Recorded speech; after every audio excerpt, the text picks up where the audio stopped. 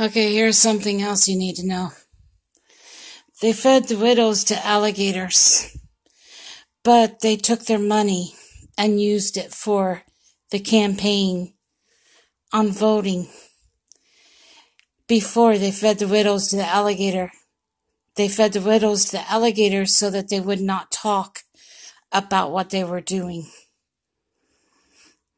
But they were using the widows' money instead of campaign money for the campaign. The widows were funding their campaigns. Obama's, Clinton's, and Hillary's, all of their campaigns, and Trump's. Yeah. The widows were funding it.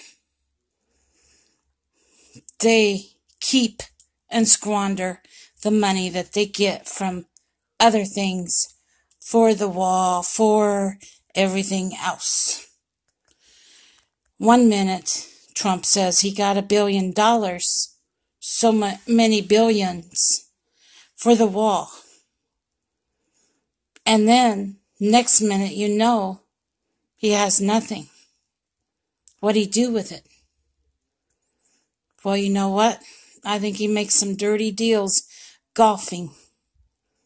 And then he loses the money. And then he wants more money to replace it. Yeah, golfers cheat all the time. Golfers bet all the time. Think about it. There's a lot they're not telling us. A whole lot. Those widows I know were taken and fed to alligators. I watched them take one. They put her in a black van. He had a mustache. And he cleaned off the window of the black van. She was sitting slumped over in the back seat. Her face was white. She had been given that sulfa in her throat, so she wouldn't know anybody was there. He cleaned the black van. I looked at Berta and Brenda and I said, "Do you guys see that?" They said no.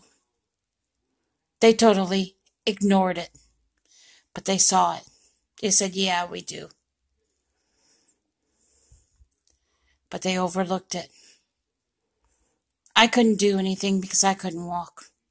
And I couldn't walk into the thing and tell them because I can't walk.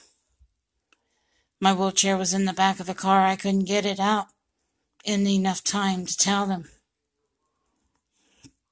He had already gotten in the van and taken off with her.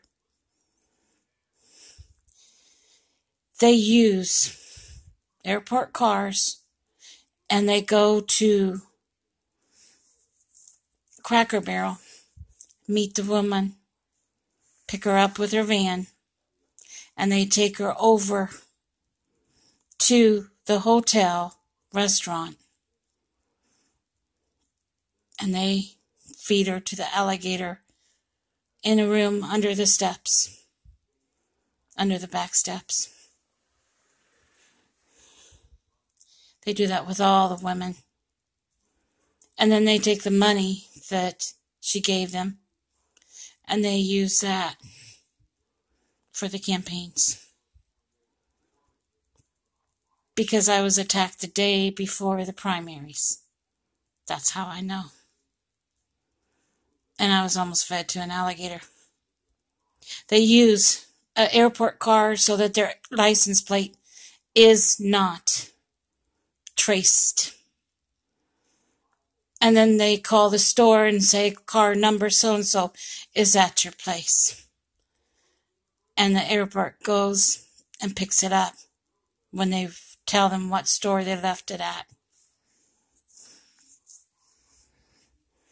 They do all that so that they're not traced. Their license plate number is not traced that way. Yeah. Yeah, I had a guy come after me. He came in an airport car so that they could not trace him. And he was going to take me in my van to the place and feed me to an alligator, so I could not talk. I had prayed to God before I ever saw him. And he looked at me and he was shocked. He turned around, he sat down. He made a call and he said, "We got the wrong woman." Fortunately, I'd gotten out of there and he didn't get a chance to get me. But the last message he gave me was, "We'll go through your family. We'll go through your friends. We'll go through anything we have to get you." That's what he said. Not kidding.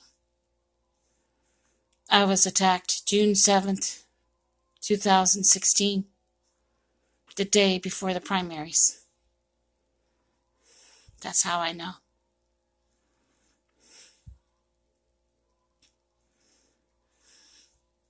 It's like I said, they're getting away with killing people.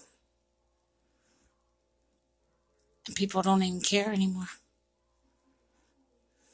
And it doesn't make sense. These gang stalkers would rather kill Americans than stand up for America, and that doesn't make sense. America needs saved, not killed. On top of that, I never did anything.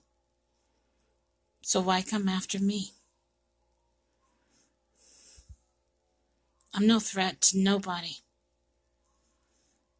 or to anybody. I would never threaten anybody. I would never hurt anybody because I'm not that way. It's like I said, I don't like violence.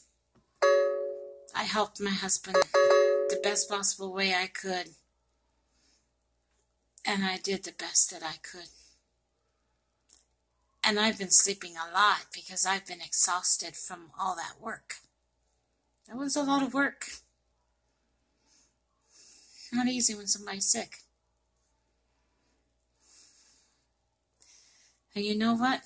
It took me 9 years after my first 2 divorces. It's going to take me a lot longer than that after my husband's passing.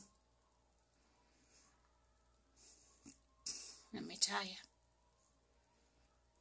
Cancer breaks a lot of hearts, and it broke mine. Especially when I lost my husband. It's that simple. But anyway, I'm doing the best I can and I'm surviving. That's what matters. And these widows, they were footing the bill for the elections. And that's wrong. They were trying to kill them off so they couldn't talk. They even tried to kill me off. But they know they can't do that anymore. Like I said, it's a crooked world we live in, and that's not right. But they've done a lot of lying to us.